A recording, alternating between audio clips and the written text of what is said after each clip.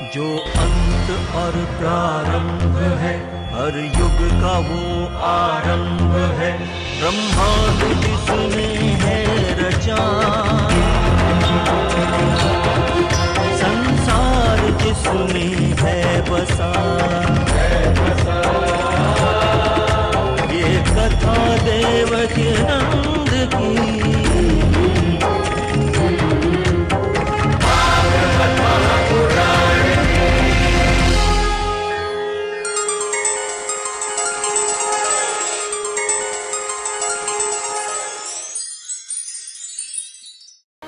श्री कृष्ण प्रेम मयि राधा,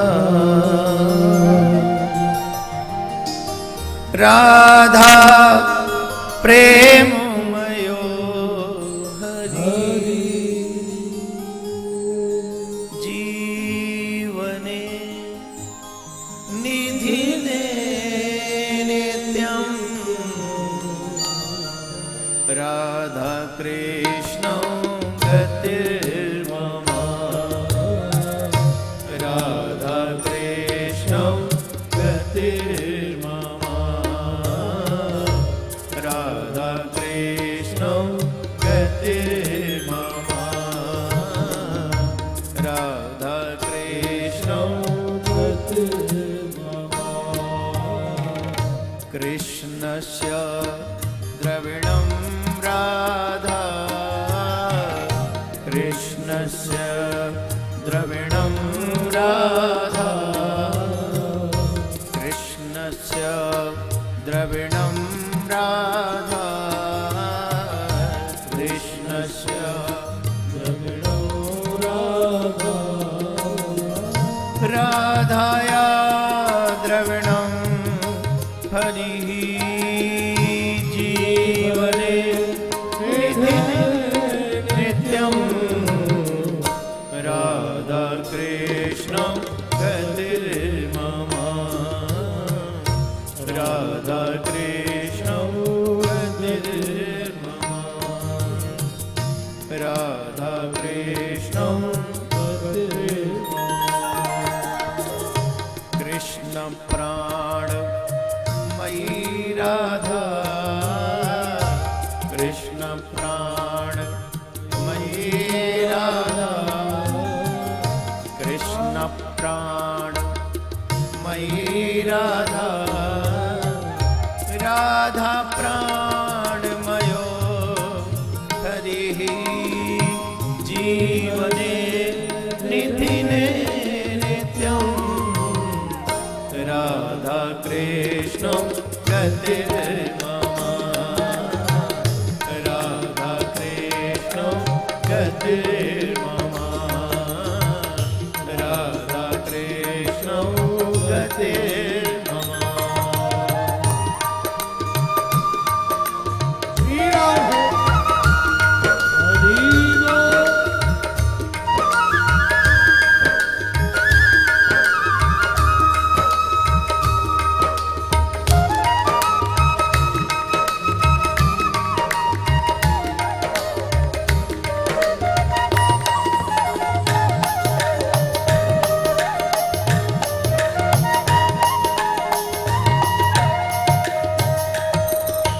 कृष्ण द्रव्य मयि राधा, कृष्ण द्रव्य मयि राधा, कृष्ण द्रव्य मयि राधा, राधा द्रव्य मयो हरिः जीवने निधिने नित्यं, राधा कृष्ण गतिर्मम, राधा कृष्ण गतिर्मम।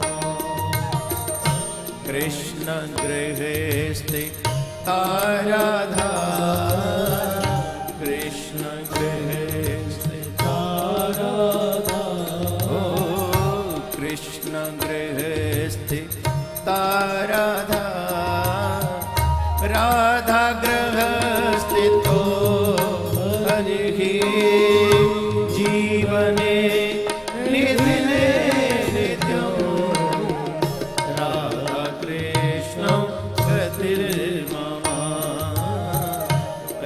राधा कृष्ण गतिर्मम राधा कृष्ण कृष्ण चित्तस्थिता राधा कृष्ण चित्तस्थिता राधा कृष्ण चित्तस्थिता राधा राधा चित्तस्थितो हरिः जीवने निधिने नित्यं राधा कृष्ण गतिर्मम राधा कृष्ण गतिर्मम राधा कृष्ण गतिर्मम हरि बोल हरि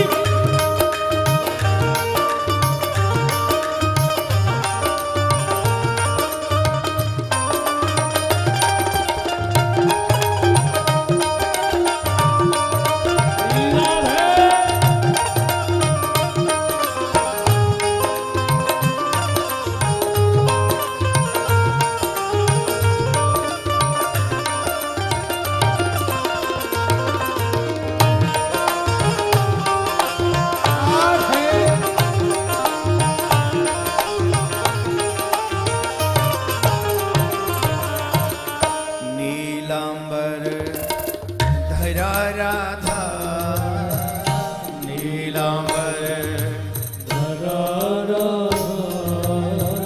नीलांबर धरा राधा पीतांबर धरो हरे जीवने निधने नित्यं राधा कृष्ण गतिर्मम राधा कृष्ण गतिर्मम राधा कृष्ण गतिर्मम ओ वृंदावने स्वरी राधा वृंदावने स्वरी राधा वृंदावने स्वरी राधा वृंदावने स्वरी राधा कृष्णो वृंदावनेश्वरः जीवने निधिने नित्यं राधा कृष्णो गतिर्मम राधा कृष्णो गतिर्मम दोनों हाथ उठाकर तालियों की सेवा राधा कृष्ण गतिर्मम राधा कृष्ण गतिर्मम कृष्ण प्रेम मयि राधा कृष्ण प्रेम मयि राधा राधा प्रेम मयो हरिः जीवने निधिने नित्यं राधा कृष्ण गतिर्मम राधा कृष्ण गतिर्मम राधा कृष्ण गतिर्मम राधा कृष्ण गतिर्मम राधा कृष्ण गतिर्मम राधा कृष्ण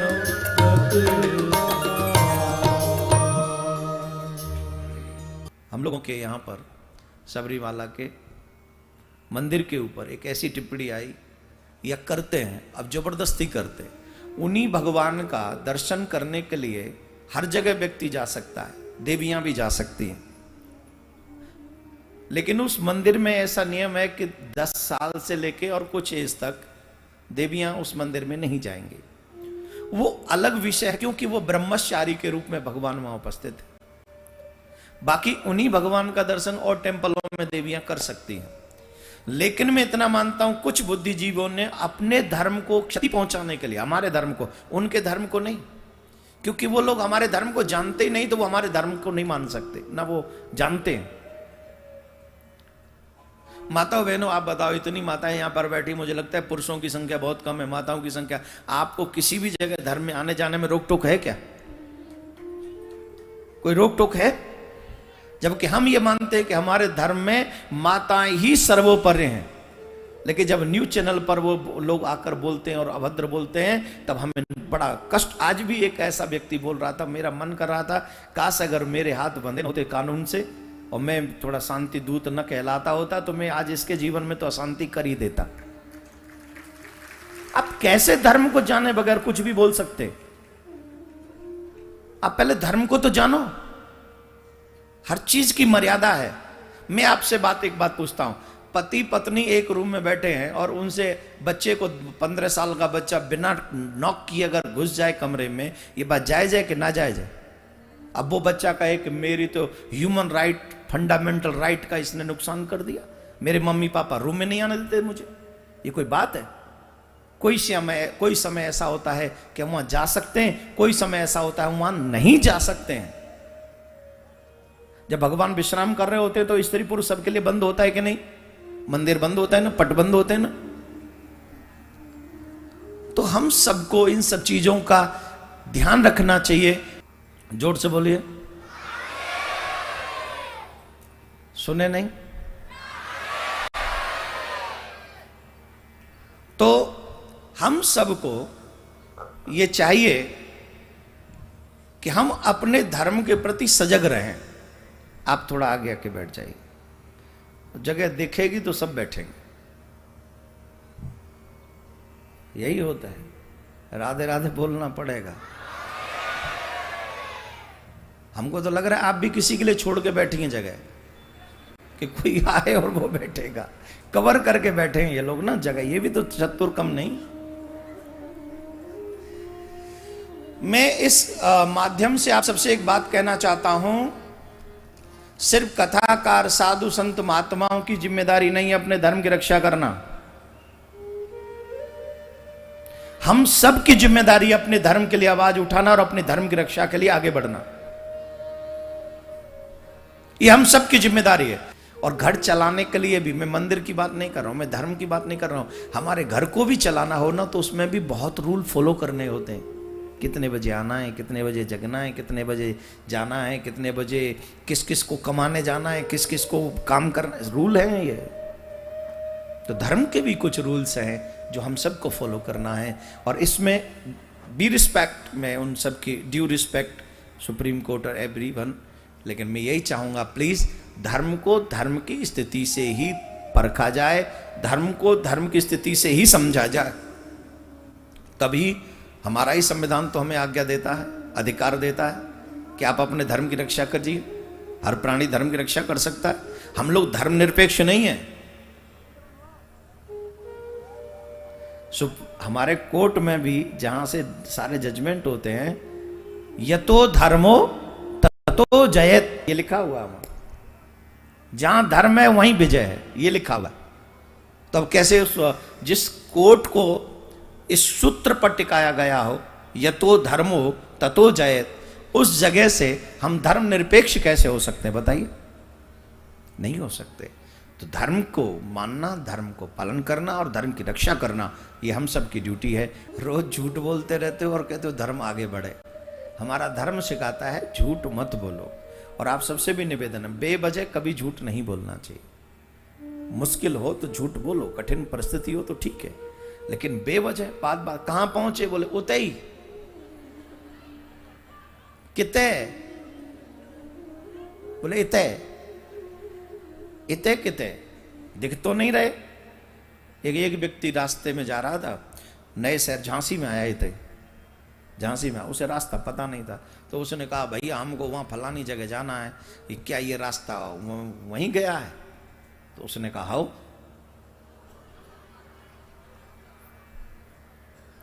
अब वो व्यक्ति आया था दिल्ली से, अब उसे हाउ पता नहीं, दिल्ली से आया था, उसे हाउ पता नहीं। अब उसको लगा ये बताना नहीं चाह रहा होगा, वो आगे बढ़ गया। 4 लोग खड़े थे, उनसे पूछा भैया हमको वो ग्राफ्ट मैदान जाना है, का ये रास्ता वहीं गया है? चारों एक स्वर में बोले हाउ। बड़ा टेंशन में। फिर गया 2-3 लोगों से, जिससे पूछे सब बोले हाउ। अब वो टेंशन में आ गया। अब एक व्यक्ति बड़ा मॉडर्न सा फटी सी जींस पहन के और वो बाल बूल वैसे ही कल जो बताया वैसे करके, चश्मा वश्मा लगा के और बढ़िया ढंग से वो बाइक पे खड़ा था वहाँ। तो उसने कहा कि इससे पूछ लेते हैं, ये तो पढ़ा लिखा सा लग रहा है। उससे पूछा, भाई साहब हमें वो क्राफ्ट मैदान जाना है, वहाँ कोई बाबा जी आए, उनकी कथा वथा चल रही है, हमको वहाँ जाना है और कोई रास्ता नहीं बता के दे रहा है और हम जानना चाहते हैं ये रास्ता वहीं गया है। बोले हाँ भाई साहब ये रास्ता वहीं गया है। अरे वाह बहुत अच्छा। तो ये सब लोगों से हमने पूछा, ये क्यों नहीं बता रहे थे, ये हाउ हाउ हाउ क्यों कर रहे थे?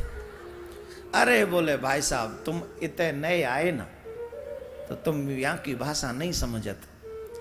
जो अनपढ़ लोग होते हैं, जो कम पढ़े लिखे लोग होते हैं, वो हाउ कहते हैं, हाउ मीन्स यस। ओ, और जो पढ़े लिखे होते हैं वो कहते हैं yes you can go there, you can go straight. तो पढ़ा लिखा लोग नहीं मिले होंगे आपको, तो दिल्ली से आए मानवा बोले अरे वाह, इसका मतलब जितने भी मिले सब अनपढ़ थे, सभी थे। ओ आप इसका मतलब पढ़े लिखे हो? बोले हाउ।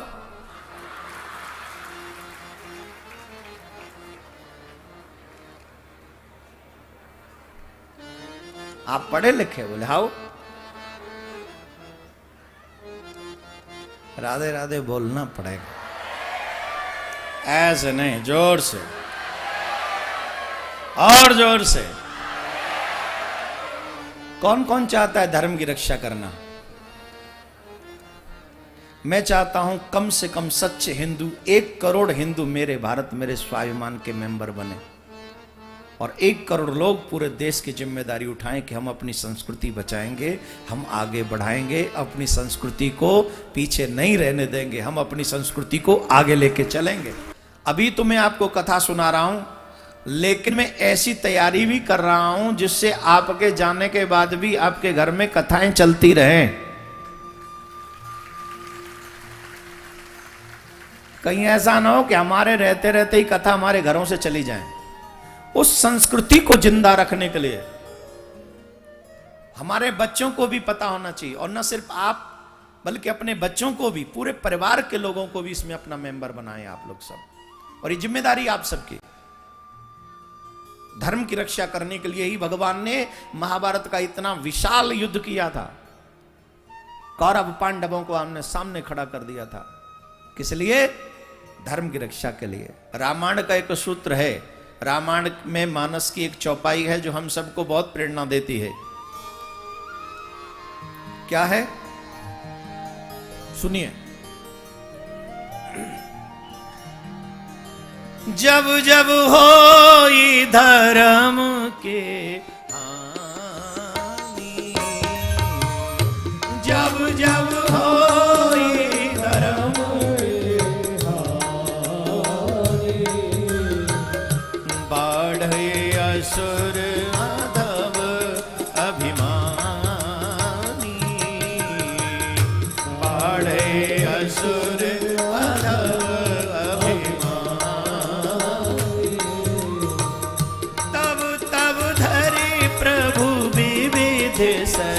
शरीरा, तब तब धरी प्रभु विविध हरहि कृपा निध सजन तेरा, हरहि कृपा निध सजन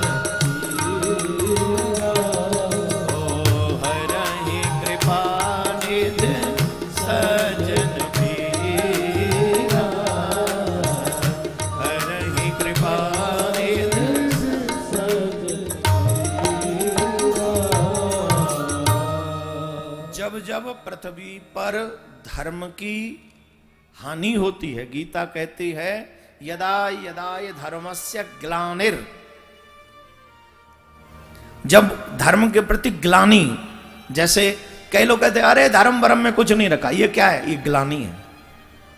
क्या है?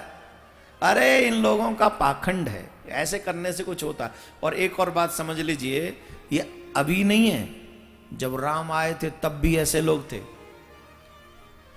जब कृष्ण आए तब भी ऐसे लोग थे, जब भगवान परशुराम आए तब भी ऐसे लोग थे, जब भगवान पृथु आए तब भी ऐसे लोग थे। कब नहीं थे?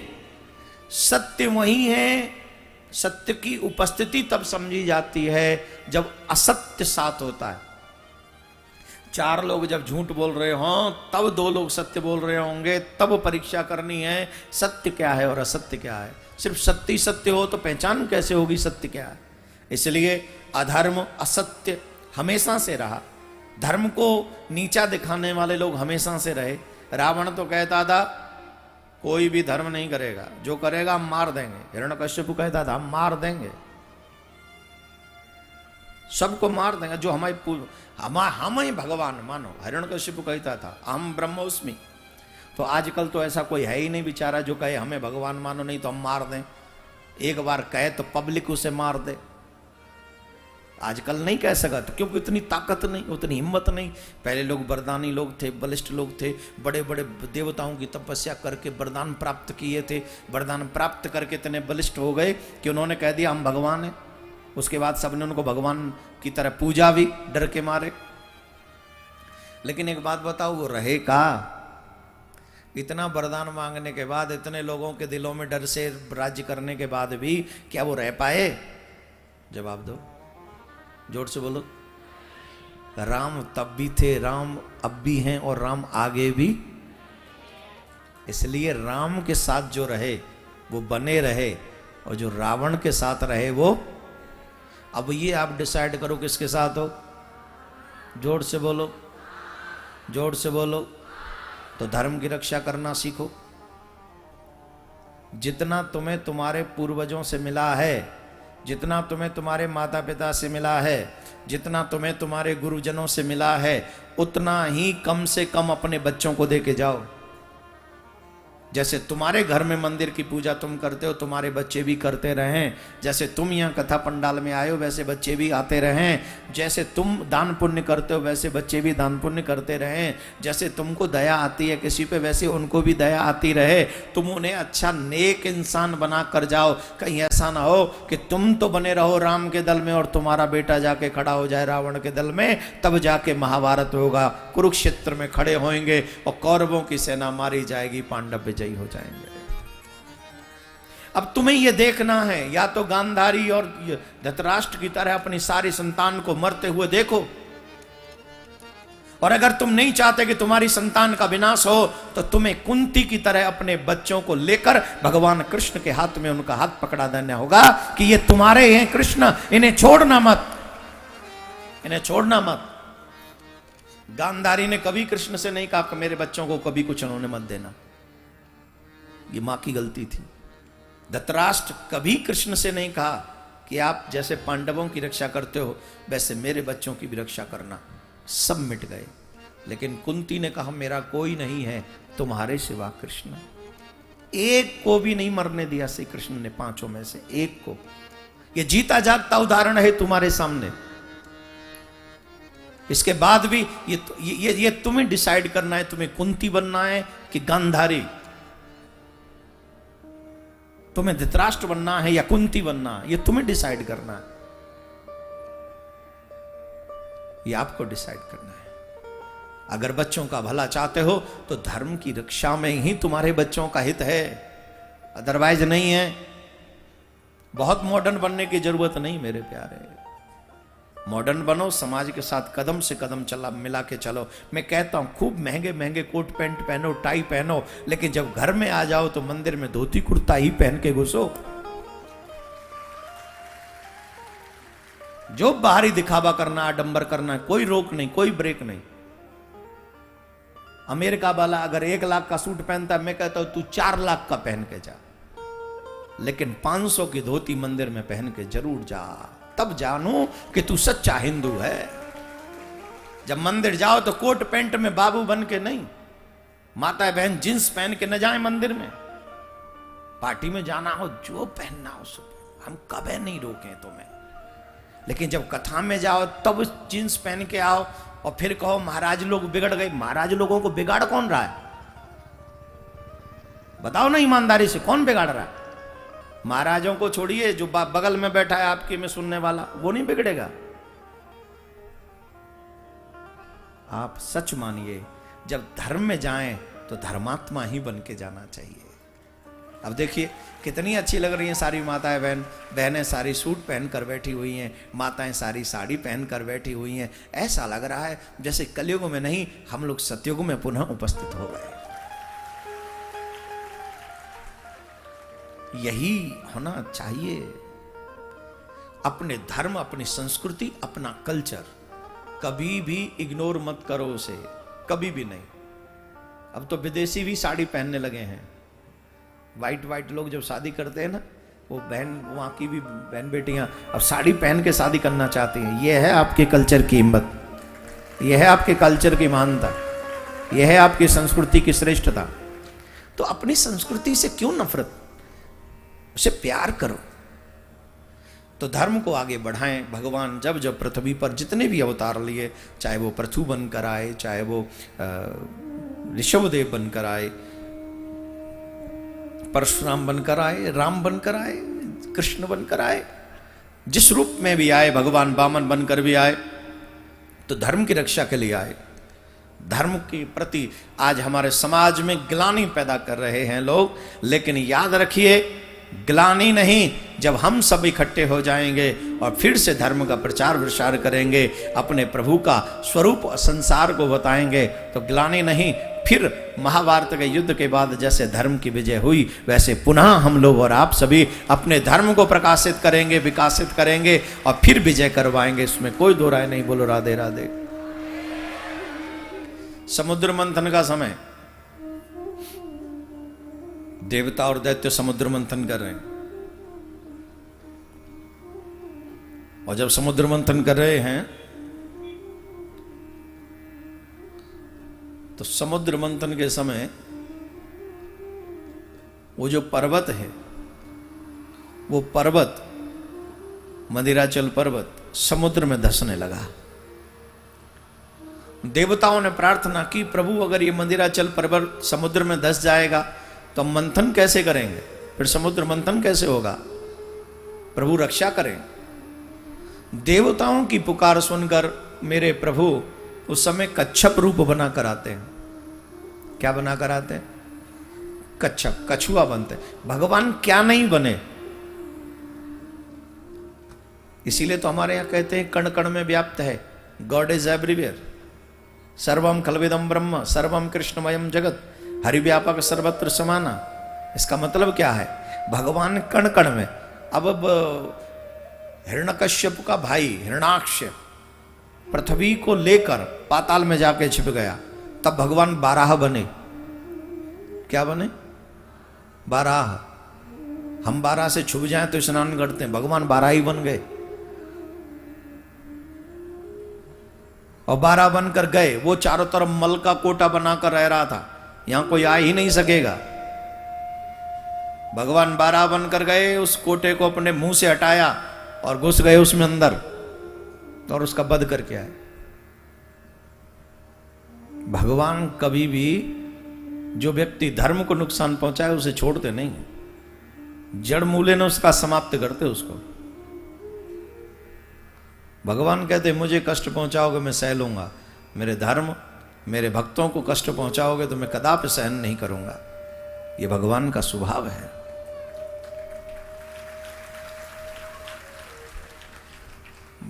प्रहलाद हिरण्यकश्यप ने ब्रह्मा जी से वरदान मांगे, न दिन में मरूं, न रात में मरूं, न घर में मरूं, न बाहर मरूं, न धरती में मरूं, न आकाश में मरूं, न अस्त्र से मरूं, न शस्त्र से मरूं, न नर से मरूं, न नारायण से मरूं। कुछ बच गया हो तो 12 महीनों में से किसी महीने में ही न मरूं। और फिर भी बेचारा, बोलिए हैं? अच्छा एक बात बता, तुम्हें कोई वरदान प्राप्त है? कुछ वरदान लेके आए हो? फिर काय को इतराते हो, काय को घमंड करो? 5-7 लाख रुपए जेब में हुए नहीं, बस तुम्हें देख लें। कहा देख लें? कहा देखो? कवे देखो, बोले परों देख लें तुम्हें। क्या बात करते हैं।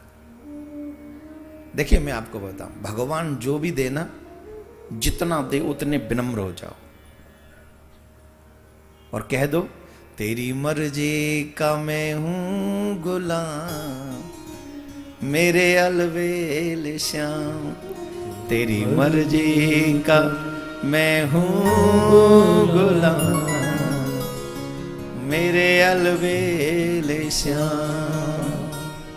अलवेले श्याम मेरे अलवेले श्याम, अलवेले श्याम मेरे अलवेले श्याम। ओ अलवेले श्याम मेरे अलवेले श्याम, अलवेले श्याम मेरे अलवेले श्याम। ओ अलवेले श्याम मेरे अलवेले श्याम, अलवेले श्याम अलवेले श्याम।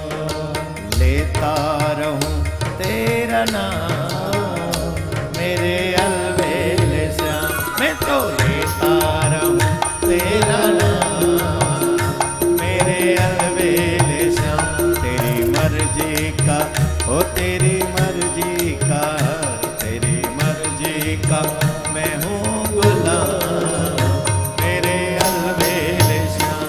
तेरी मर्जी का मैं हूँ गुलाम, मेरे अलवेले श्याम।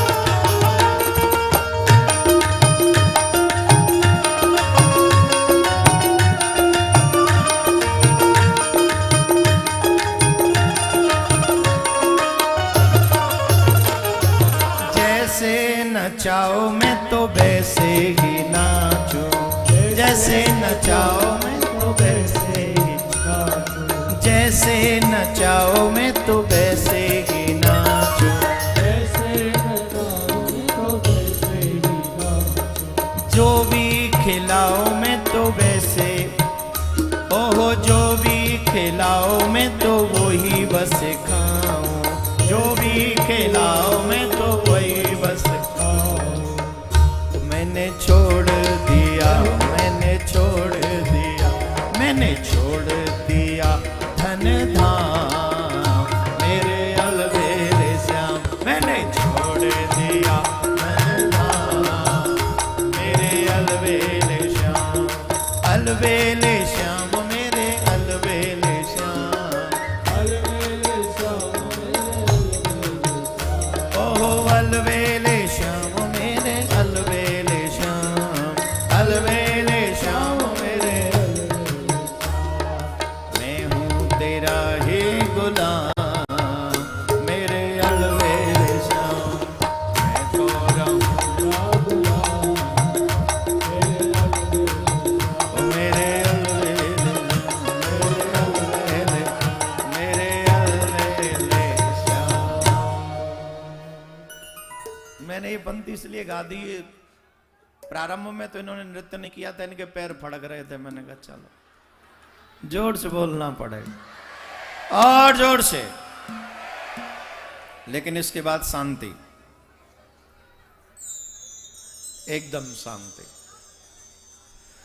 तो हिरण्यकश्यप इत्यादि ने वरदान मांगे। हिरण्यकश्यप ने ऐसे ऐसे वरदान मांगे जो कह दिया मैं भगवान हूं। उसने फिर वरदान प्राप्त करने के बाद सबको दुख दिया। सबसे कहा कोई पूजा नहीं करेगा, कोई पाठ नहीं करेगा, कोई विष्णु की पूजा नहीं करेगा, विष्णु का स्मरण कोई नहीं करेगा, सब मुझे भगवान मानो। जो मेरी पूजा नहीं करेगा उसे मृत्यु दंड दूंगा मैं। सब लोग उसी को पूजने लगे। लेकिन मेरे प्रभु बड़े दयालु हैं, बड़े दयालु। भगवान ने भक्ति का दीपक उन्हीं के घर में प्रज्वलित कर दिया। बोले तू सबको रोक, अब इसको रोक के दिखा। मैं हमेशा से कहता रहा हूं अपने बच्चों को कथा में लाया करो। माताएं, आप सबको मैंने बार बार कहा अपने बच्चों को कथा में लाया करो। कई माताएं कहती हैं जब ये गर्भ में था तो आपकी कथा हो रही थी महाराज, अब राधे राधे बोलता है। क्यों? क्योंकि तुमने गर्भ में कथा उसको सुनवाई। इसलिए संस्कार अगर दोगे तो वो संस्कार छोड़ के भागने वाले नहीं हैं, वो रहेंगे उसमें। और भक्ति करनी हो तो बचपन में ही बेटर है। जो बचपन में भक्ति करते हैं ना, जीवन पर्यंत उनकी भक्ति उन्हें सुखद रखती है, आनंद में रखती है। और इवन बचपन की भक्ति जल्दी परमात्मा से मिलवा देती है। वो मिलवाने में ज्यादा सक्षम है। धीरे बजाओ तुमने तो की नहीं ना, तुम्हारा तो निकल गया। अब है तो तुम पे कछु बचो नहीं। जो बचो भैया बचा ले। बचपन में प्रहलाद जी महाराज 7 साल के थे और अपने पिता से कह दिया you are not God, you are only my father, nothing else. तुम कुछ और नहीं हो सिवाय मेरे पिता के, तुम सिर्फ पिता हो। आजकल चमचागिरी बहुत बढ़ गई। जहां जिधर को बड़ा व्यक्ति देखे बस उसकी चमचागिरी में लग जाते हैं। सर थोड़ी सी शर्म करो ना। भक्ति किसी जीव की नहीं, भक्ति परमात्मा की करो। अगर बटरिंग करनी है तो भगवान की करो, जो तुम्हें वहां पहुंचा सकता है, जिसके पीछे तुम लगे पड़े हो। किसी की भी ज्यादा चापलूसी नहीं करनी चाहिए। करनी है तो उस मालिक की करो जिस मालिक ने तुम्हें जन्म दिया है।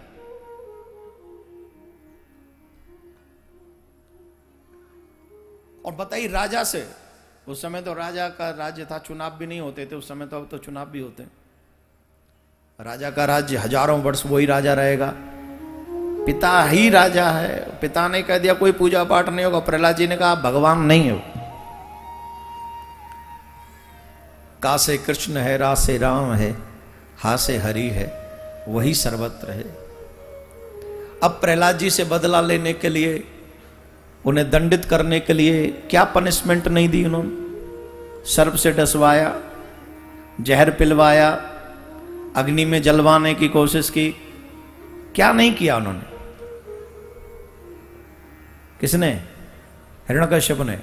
लेकिन एक बात आप सभी मेरे प्यारे महानुभाव याद रखें, जो भगवान का सच्चा भक्त होता है भगवान उसे एक पल भी अकेला नहीं छोड़ते हैं। पल पल उसकी रक्षा करते परमात्मा, पल पल। किसकी रक्षा करते हैं? जो भगवान का सच्चा भक्त है। एक पल भी उसे अकेला नहीं छोड़ते ठाकुर जी। अगर आपको लगे ना मैं अकेला हूं, इसका मतलब आपने भक्ति सच्चे मन से नहीं की। और मैं तो कहता हूं आज भी सच्चे दिल से अगर आप ये पुकारें कि मैं कृष्ण का हूं, कृष्ण मेरे हैं, इस संसार में उनके सिवा मेरा कोई और नहीं, सच मानिए आज भी ठाकुर जी आपके पास है और आपकी चिंता करता है। एक और बात बताएं, तुम नहीं भी मानते हो तो भी तुम्हारी चिंता है उसे। अगर उसे चिंता नहीं होती तो तुम यहां जिंदा नहीं होते। तुम कोई, हम तुम्हें मानेंगे ऐसा भगवान से कोई लेटर पैड, वो कौन सा वो होता है जिस पे सब लोग लिख के देते हैं, अरे हैं स्टाम्प पे तो लिख के नहीं दिया ना आपने कि आप हमें जन्म दे दो तो हम तुरंत आपकी सेवा पूजा शुरू कर देंगे। कोई एग्रीमेंट तो नहीं है ना। भगवान इसके बावजूद भी मां के गर्भ में तुम्हें सब पहुंचा रहा था। जब तुम पृथ्वी पर आए तब भी भगवान तुम्हारी मां के आंचल में दूध दे दिया। जब तुम्हारे दांत नहीं थे, देखभाल करने के लिए मां दे दी, खिलौने दे दिए, और न जाने क्या हर व्यवस्था भगवान की है। एक भजन है, वो अभी मेरे को ध्यान नहीं आ रहा है, बहुत अच्छा भजन है। जिसको हम परमात्मा कहते ये सब खेल उसी का है। ये सारा खेल उन्हीं का है, वही करते हैं। अब प्रहलाद को हिरण्यकश्यप मारना चाहते हैं। आग में जलाने के लिए भेज दिया। होलिका नाम की उनकी बहन थी, वो शीतल पट उनको मिला हुआ था शंकर भगवान से। और शीतल पट को ओढ़ के अगर वो अग्नि में जाएंगी, वो नहीं जलेंगी, सब जल जाएंगे, जो साथ जाएगा वो जल जाएगा। शीतल पट लेकर गई, अग्नि में प्रहलाद को अपनी गोद में लेके गई। अग्नि जल रही है, तेज ज्वाला है, प्रज्वलित अग्नि, तेज तेज ऊंची ऊंची लपटें, उनमें प्रहलाद जी को लेके गई। और जब प्रहलाद जी को लेके गई तो जिसे भगवान बचाए उसे कोई मार नहीं सकता, और जिसे भगवान मारे उसे कोई। झांसी का सबसे बड़ा हॉस्पिटल बताइए नाम है वो, जो भी हो, उस बड़े हॉस्पिटल में जहां चार्जेस भी अच्छे हो। अच्छा ठीक है, तो जितने भी झांसी के बड़े पैसे वाले सब वहीं मरे होंगे, हैं? कई लोग तो ये सोचते होंगे ना बड़ा हॉस्पिटल इलाज अच्छा होगा, लेकिन जिसकी भगवान के यहां से कट गई वो कौन सा हॉस्पिटल बचा सकता? जिसे ईश्वर बचाए उसे कोई मार नहीं सकता, और जिसे ईश्वर मारे उसे कोई। अब बताइए, हिरण्यकश्यप प्रहलाद जी को मारना चाहता है, जलती हुई अग्नि में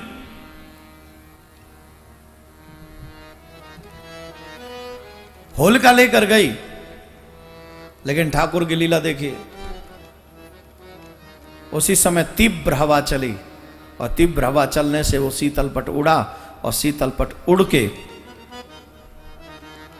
प्रहलाद जी के ऊपर आ गया। जिसे मारने गई थी वो बच गए, और जो मारने गई थी वो जलकर स्वाहा हो गई। और भगवान ने प्रहलाद की रक्षा करने के लिए नरसिंह रूप धारण किया। बोले नरसिंह भगवान की जय। और नरसिंह रूप धारण कहां से प्रकट हुए भगवान? हिरण्यकश्यप के महल में एक ऐसा खंभ था, पिलर था, जो गर्म रहता था, तपता रहता था। बोले मैं आज तुझे इस पिलर से, इस खंभे से बांधूंगा, देखता हूं तुझे कौन बचाता है, बता तेरा भगवान कहां है। हिरण्यकश्यप से भगवान के भक्त प्रहलाद कहते हैं, मेरा भगवान कहां है आप ये पूछ रहे हैं? मैं आपसे पूछूं तो एक ही बात है, मेरा भगवान कहां नहीं है। गॉड इज एवरीवेयर, हर जगह मौजूद है, कण कण में व्याप्त है तू, कहता है ये जमाना।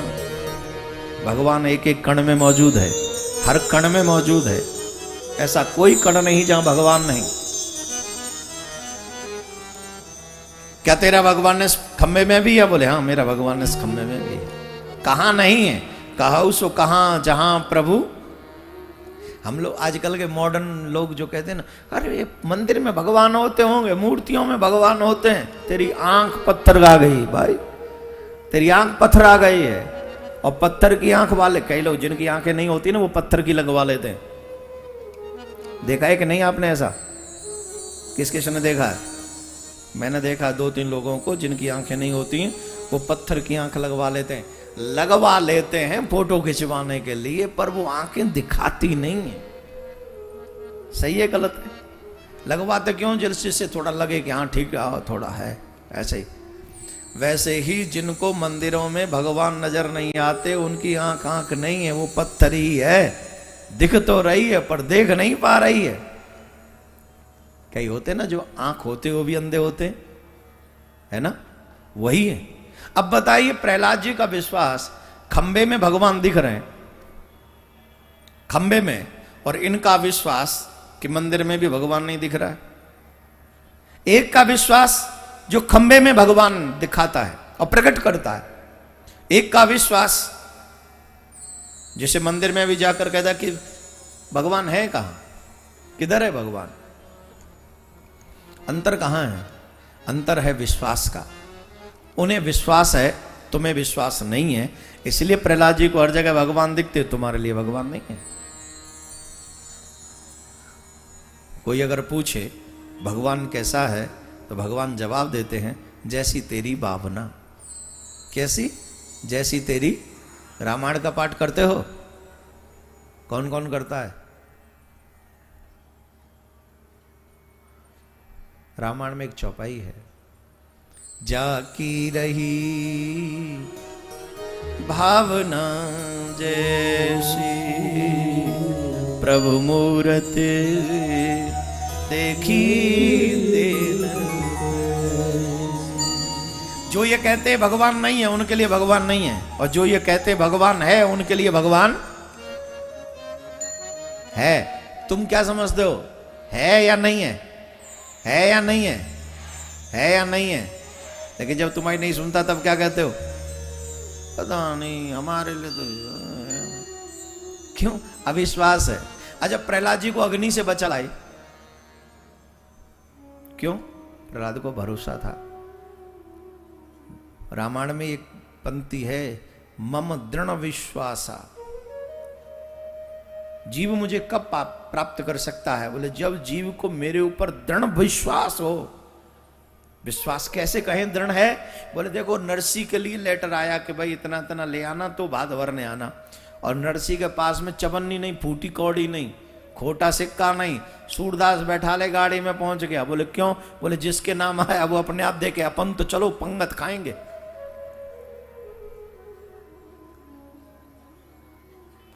अब बताओ, नरसी का भात भरा गया कि नहीं? जोर से बोलो। तुम कभी ऐसा भात भर सकते हो? लेकिन नरसी का भात कैसे भर गया? क्योंकि नरसी को भरोसा था। हमारे साथ असमंजस क्यों होता है? क्योंकि हमें भरोसा नहीं है। हमें उन पे भरोसा से ज्यादा तो काउंसलर पे भरोसा, जो हमारे यहाँ का वार्ड मेंबर होता है। ए बाबू साइन करवा दो ना बाबू, ए भीख सी मांगते उसके आगे, थोड़ा देखो ना, एक सिग्नेचर करवा दो ना।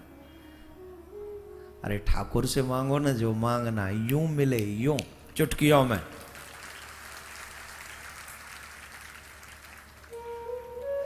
तो नरसिंह भगवान खम्बा फाड़कर प्रकट हुए, और खम्बा फाड़कर प्रकट होकर प्रहलाद जी की रक्षा करी। बोले नरसिंह भगवान की जय।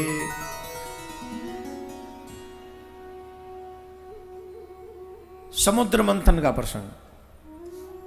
जब समुद्र में पर्वत धंसने लगा तो भगवान ने कछुए का रूप बनाया, और कछुए का रूप बनाकर उस पर्वत को अपनी पीठ पे धारण किया, और भगवान की पीठ पे समुद्र मंथन हो रहा है। भगवान की पीठ पे परीक्षित जी बोले महाराज महाराज, गुरु जी मुझे कुछ पूछना है। बोले क्या पूछना है? बोले प्रभु, मेरे प्रभु का श्री अंग तो बड़ा कोमल है, और पत्थर बड़ा कठोर होता है, वो भी पहाड़ पर्वत, वो तो बड़ा कठोर है, तो इससे तो मेरे प्रभु को बड़ा कष्ट हो रहा होगा, मेरे प्रभु को बड़ा कष्ट हुआ होगा समुद्र मंथन के समय। भगवान श्री सुखदेव जी कहते हैं राजन, भगवान को कभी कष्ट नहीं हुआ। क्यों? बोले सुनो, भगवान को तो आनंद की अनुभूति हुई। बोले कैसे? बोले जैसे दादाजी स्नान कर रहे हों और नाती आ जाए और नाती अपने दादा की पीठ रगड़ने लगे, तो उस समय कितना आनंद आता है दादाजी को। अच्छा, ये बात तो हमने प्रैक्टिकल करा दिया आपके आगे। आज हमने कहा दरवाजा खोल के क्यों? पहले तो कुआं पे नदी पे ऐसे ही नहाते थे ना, आजकल तो वो आ गए ना हाई फाई वॉशरूम, तो आजकल तो सब हाई फाई है, तो दरवाजा बंद ही करके नहाना पड़त। पर कई दादाओं को खोल के भी नहाना पड़ता है, समझ रहे ना क्यों? न जाने कब का हो जाए, तो दरवाजा तोड़ना न पड़े। दादा तो टूट गए, दरवाजा और तोड़ो। देखो क्या ताली बजा रहे हैं। नहीं, मैं इसलिए भी कह रहा हूँ, कई बार पैर फिसल जाता है और कई बार अवस्था के कारण कोई चक्कर आ जाता है, कुछ भी होता है, इसलिए बुजुर्गों को, पर बच्चों को और बुजुर्गों को, मैं बुजुर्गों और बच्चों दोनों से कह रहा हूँ कि आप चाहें तो स्नान इत्यादि दरवाजा खोल के ही करना चाहिए, क्योंकि न जाने कब क्या हो जाए। और बुजुर्ग और बच्चे दोनों एक जैसे होते हैं उस परिवार के लिए। जैसे बच्चे की टेक केयर हमारे माँ बाप करते हैं, वैसे बहू बेटा उस समय माँ बाप की ड्यूटी निभाते हैं, जब हमारे माता पिता बहुत सीनियर हो जाते हैं, और तब कोई सामाजिक बंधन नहीं रहते, तब एक ही भाव रहता है, सेवा का भाव। और ये सेवा भाव सर्वोपरि भाव होता है। तो सुखदेव जी कह रहे हैं जैसे एक नाती पीठ रगड़े जितना आनंद दादा को आता है उतना आनंद ठाकुर जी को आ रहा था जब उनकी पीठ पे समुद्र मंथन हो रहा था। इसका मतलब एक तो सीधा सीधा निकाल लो, ठाकुर जी को अपने भक्तों की सेवा करने में बड़ा आनंद आता है। जो सच्चे भक्त होते हैं ठाकुर जी, जैसे हम लोग कहते हैं ना कि हम भगवान की सेवा करें, जो सच्चा भक्त होता है वो भगवान की सेवा करके यूं समझता है जैसे मुझे परमानंद की प्राप्ति हो गई। वैसे भगवान भी सच्चे भक्त की सेवा करने के लिए तत्पर रहते हैं, तैयार रहते हैं। आजकल ये भाव नहीं है। आजकल हम लोग सोचते हैं कथा सुन ली ठीक है, अब प्रभु के प्रति उतना हृदय नहीं है हमारा ऊपर, लेकिन होना चाहिए। जैसे आप अपने बच्चों का ध्यान रखते हो, अपना ध्यान रखते हो, परिवार का ध्यान रखते हो, अपने काम का ध्यान रखते हो, वैसे ही अपने ठाकुर जी का भी ध्यान रखना चाहिए। और जब तुम्हें इतनी प्यार हो जाएगी ठाकुर जी से तो फिर आप देखेंगे आपको हर जगह जित जाऊं उत ही वह दिखे, घर बाहर आंगन में सखीरी श्याम बस्यो मेरे मन में। वो मेरे हर जगह व्याप्त है, मुझे कहीं उसके अलावा कुछ दिखता ही नहीं है। तो ये समुद्र मंथन के समय अमृत निकला, और जैसे ही अमृत निकला अमृत कलश को लेकर दैत्य भाग गए। और जैसे ही अमृत कलश को लेकर दैत्य भागे, देवताओं ने पुकार की प्रभु त्राहिमाम त्राहिमाम, हे प्रभु इन दुष्टों से हमें बचाओ, महाराज अब क्या होगा। भगवान ने उस समय मोहिनी रूप बनाया, बड़ा सुंदर मोहिनी रूप बनाया। और ऐसा मोहिनी रूप, सुंदर गोरा रंग, नीली साड़ी, बाल खुले हुए, केस घुंघराले, वो ऐसा लग रहा था जैसे काली नागिन पीठ पे ठाकुर के में पड़ी हुई, बड़े बड़े सुंदर सुंदर घुंघराले केस, मोटे मोटे नैन तो हैं ही, सुंदर सी लगाई बिंदी, और महाराज इतना प्यारा स्वरूप बनाया। अब कल्पना करो कितने प्यारे बन गए होंगे जिन्हें देखकर दैत्य अमृत पीना भूल गए। इस दुनिया में कोई सुंदरता देखी है कभी आपने? बड़ी से बड़ी सुंदरता आपने देखी हो अपने अपोजिट? स्त्रियों ने कभी किसी सुंदर पुरुष को देखा हो, पुरुष ने कभी सुंदर स्त्री को देखा हो, और उस समय आप भोजन कर रहे हो तो कभी आपने उस सुंदरता को देखकर भोजन करना बंद किया है? जवाब दो, किया है? भोजन करत जात और उतय लुकत जात, यही करते हो ना। यहां भोजन भी कर रहे और उतय देख भी रहे, भोजन बंद नहीं किया, इवन चाय भी नहीं छोड़ते हम तो। 2 रुपए की चाय ठंडी हो जाएगी, क्यों? सुंदरता में वो आकर्षण नहीं है। संसार की सुंदरता उतनी श्रेष्ठ नहीं है। अब कल्पना करो मैं ठाकुर जी की सुंदरता कैसी होगी, जिनकी सुंदरता देखकर अमृत पीना भूल गए दैत्य। कल्पना नहीं कर सकते, इतने सुंदर थे, बहुत सुंदर थे, बहुत। और इसलिए दैत्य अमृत पीना भूल गए और सब उनकी तरफ देखने लगे। दैत्यों को लड़ता हुआ देखकर भगवान ने जो मोहिनी रूप में थे पूछा, भैया काहे लड़ रहे? बोले अमृत कलश है, हम सब सोच रहे हम पिएंगे, पहले हम पिएंगे। अरे बोले एक एक करके सब पी लो। अरे बोले एक एक करके कहाँ पीते? वो कह रहे हम पिएंगे, हम पिएंगे। अरे तुम समझदार हो, लड़ना थोड़ी ठीक है। एक ने सजेशन दिया, ज्यादा ही मोहित हो रहा था वो, ए देवी जी आप ही पिला दो हमें अपने हाथ से। भगवान ने कहा कभी सुंदर स्त्री पर भरोसा नहीं करना चाहिए। जो यहां बैठी मैं उनसे नहीं कह रहा हूं, हाँ भी एक बात याद आ रही, बोले। एक पंडित जी रहते घर में, पंडितानी साथ में। तो पंडितानी बड़ी दुखी रहते कि पंडित जी हमें पूरी बात नहीं बताते, पूरी बात नहीं कहता, हमसे कुछ छिपा लेते। तो पंडित जी ने कहा देखो ऐसी बात नहीं है, पर हाँ सारी बात नहीं बतानी चाहिए। ऐसी बात बताते हैं कि कुल मिला के सारी बात नहीं बतानी चाहिए किसी को, देवी को कम से कम नहीं, क्योंकि इनके पेट में इनको सांप लगा है, बात छिपती नहीं।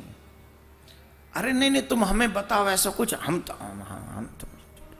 तुम हमारे प्राणपति, हमारे प्राणेश्वर, हमारे स्वामी हो तुम, हम कहीं को कहूं कैसा कत कछू। बोले ठीक है चलो समय आने दो फिर देखेंगे। एक दिन इस बात की परीक्षा करने के लिए पंडित जी ने एक प्लान किया। मुंह लटका कर बैठे थे ऐसे। पंडितानी बोली क्या हुआ? अरे बोले नहीं बस छोड़ो रहने दो। अरे बोले नहीं नहीं बताओ। बोले कहना नहीं, बड़ी मजाक की सी बात है, लोग हम पर हंसेंगे। बोले क्या? बोले आज हम जब शौच इत्यादि के लिए गए तो हमारे पेट से वो कौवे की सी पंख कुछ निकली, हमको बड़ा दर्द परेशान हो रहा है कि ये क्या हो गया, पेट में कोई गड़बड़ है, पंख सी निकली। ठीक है कुछ नहीं, इलाज हो जाए, ठीक हो जाओ। ठीक। अब शाम को ये मिली अपनी बेस्ट फ्रेंड से,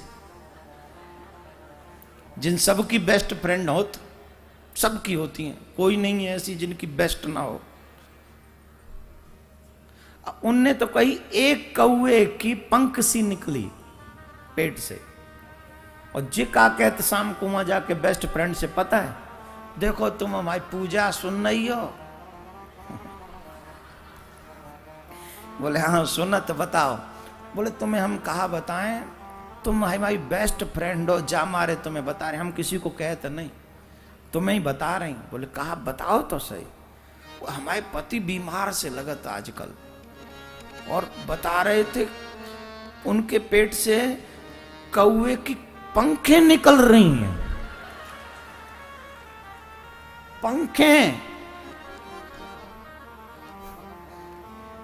पंडित जी ने क्या बताया?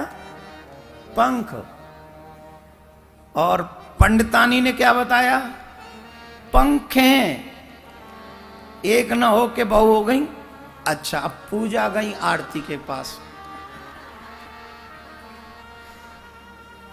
अब वो आरती के पास गई, ए सुन रही हो? बोले हाँ। देखो फलानी के पति बड़े बीमार हैं। क्या हुआ? अरे कुछ मत पूछो, वो हमारे पास आई थी तो हमको बताया बड़े बीमार चल रहे, कौवा निकला है पेट से, पेट से कौवा निकला है, बड़े बीमार चल रहे हैं। अच्छा। अब आरती गई वंदना के पास,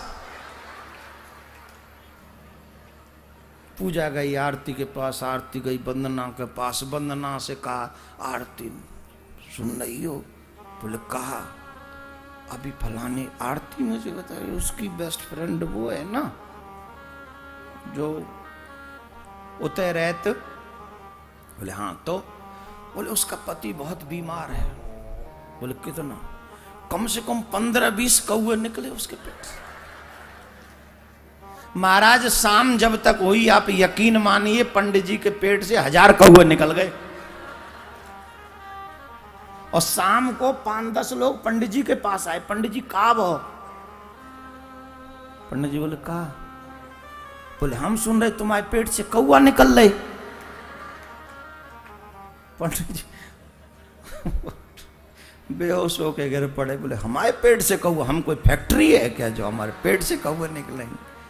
पर बात यह है, सच बताएं, यहाँ बहुसंख्यक लोग ऐसे होते हैं, इतनी सी बात को यूं यूं यूं यूं यूं यूं यूं बढ़ा बढ़ा के। और ये जो यहाँ बैठी हैं, मैं उनसे नहीं कह रहा हूँ, आप तो बहुत वाकई इतनी अच्छी देवी हैं, आप पूछो नहीं। आपने तो अपनी पति की बात किसी को नहीं कही, हम समझत, इस बात को हम समझत सच्ची में, पर ये लोग नहीं समझते हैं। अच्छा कौन कौन देवी है जो ये बताए कि हमने अपने पति की बात किसी से शेयर नहीं की आज तक?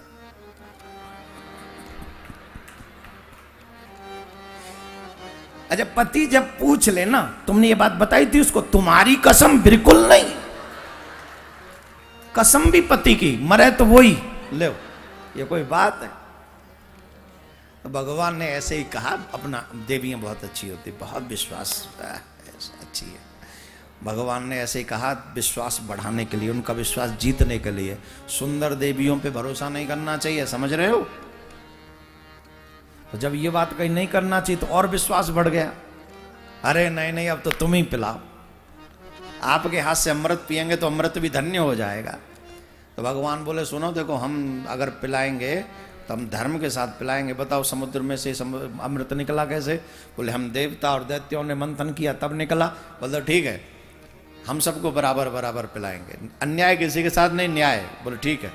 एक लाइन में देवता बैठाल दिए, दूसरी लाइन में दैत्य बैठाल दिए, और भगवान ने पिलाना कहाँ से प्रारंभ किया? देवताओं के यहाँ से। दैत्य बोले ए जी ये क्या हो रहा है जी, अमृत हमने दिया और पिलाए इनको रही हो, ऐसा क्यों? भगवान भी बड़े लीला में हैं। भगवान बोले देखो ऊपर ऊपर जो अमृत है ना वो पतला पतला अमृत है, तो पतला पतला इनको पिला दें, गाढ़ा गाढ़ा तुम्हें पिलाएं। और दैत्य मान गए, और भगवान ने पहले देवताओं को अमृत पिलाया, लेकिन राहु आकर बीच में बैठ गया। चंद्र सूर्य ने मना कर दिया था, लेकिन तब तक उनके कंठ में जा चुका था, और भगवान ने जब उसको सुदर्शन चक्र से उसका वध करना चाहा तो अब तक तो राहु था, वो केतु भी हो गया। इसका मतलब क्या हुआ? बोले मतलब यह है कि अमृत जाने की वजह से सर कट जाने के बावजूद भी उसकी मृत्यु नहीं हुई। सर अलग हो गया और धड़ अलग हो गया, तो अब राहु केतु हो गए, दो हो गए। लेकिन एक जीती जागती ये पौराणिक घटना आप लोग एवरी ईयर देखते हैं। जब सूर्य ग्रहण और चंद्र ग्रहण होता है, जो लोग कहते हैं ना हम नहीं मानते ये सब स्थितियां, नहीं मानो। आप लोग कई घटना ऐसी हैं जो आपको अभी भी दिखती हैं, जिनकी घटना पुराणों में मौजूद है। चंद्र और सूर्य पर ग्रहण पड़ता है कि नहीं पड़ता है? ये जीती जागती एक चेतावनी है हम सबके लिए। इस घटना के माध्यम से हमें एक शिक्षा मिलती है, अगर तुम किसी का भला होने से रोकोगे तो निश्चित तुम्हें पनिशमेंट मिलेगी।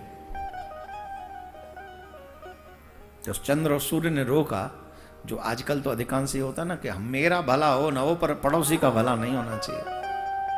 जो इस दृष्टिकोण के लोग हैं वो न सिर्फ उनका भला होने से रोकते बल्कि अपना भी भला होने से रोकते हैं। इसलिए जीवन में हमेशा ये प्रयास करो, अगर कोई आगे बढ़ रहा है तो उसे देखकर प्रसन्न हो। जब आप अंदर से जलते हो तो भगवान तुमसे नाप्रसन्न हो जाता है। किसी की उन्नति देखकर, किसी के विकास को देखकर आपको जलना नहीं चाहिए। किसी को कुछ मिल रहा हो तो आपको उसमें हेल्प करनी चाहिए। बोलो राधे राधे।